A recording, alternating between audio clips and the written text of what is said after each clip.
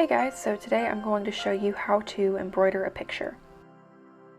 So first of all, you want to choose your photo. I keep mine on Google Photos, so I'm going to go find my picture and I'm going to download it in order to make it as big as possible. I can't do this in the web browser because of the bookmarks bar, so I'm going to download it and open it in preview. And then I'm going to flip it on its side so that it takes up my entire computer screen because that's how big my cloth that I'm using is. So I'm going to hold my cloth over my computer screen and then I'm going to attach it with some tape to secure it in place. And then I'm going to take a Crayola marker, because Crayola markers are washable, and I'm going to trace my design. I typically embroider with cotton cloth, but I chose cross-stitch cloth for this one because that was the color I was going for. And cross-stitch cloth is thicker than your typical embroidery cloth, so because of that, it's not thin enough for me to see my picture with my brightness turned all the way up on my computer.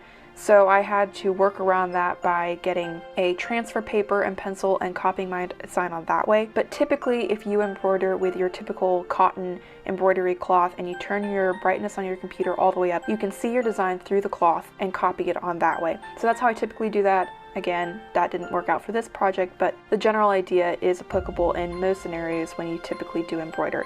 So getting your cloth on your computer screen and then copying it with your marker, going all the way down through the lines. Try to keep it as simplistic as possible. You would be surprised, I am surprised by how many details, intricate details are in pictures, so try to keep it as simplistic as possible and that will save you time and effort in the long run while still capturing your general image. Once you finish, you want to go through your floss and pick out colors that match your picture. I have a document that will help me match colors and numbers based on what I see color-wise and then what I have. I'll link that in the description below. So you want to find those colors, and I lay mine out beside the picture to make sure I don't miss anything or end up searching for something I already have. And then I write those down on a card just to keep everything organized, that way I don't end up spending time looking for something that I already have sorted out. Next, you want to stretch out your floss. I usually make mine about the length of my forearm, so from my wrist to my elbow, and then you want to split the floss so that you have two strings. This will just help you stitch details a little more easily. You want to unwind that, and then you want to thread your needle. Then you're going to begin stitching. I try to make all of my stitches even. This is a lot easier with cross-stitch cloth. You want to stick your needle through the two strands, and then you want to attach and secure your tail in the back, that way your thread doesn't come out.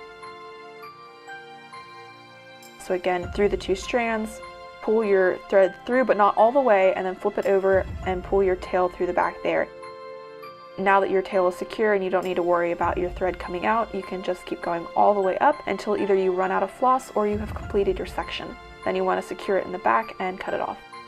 And then once you do that, you want to repeat that same process for all of the colors until you have finished stitching your entire picture. Thanks for watching!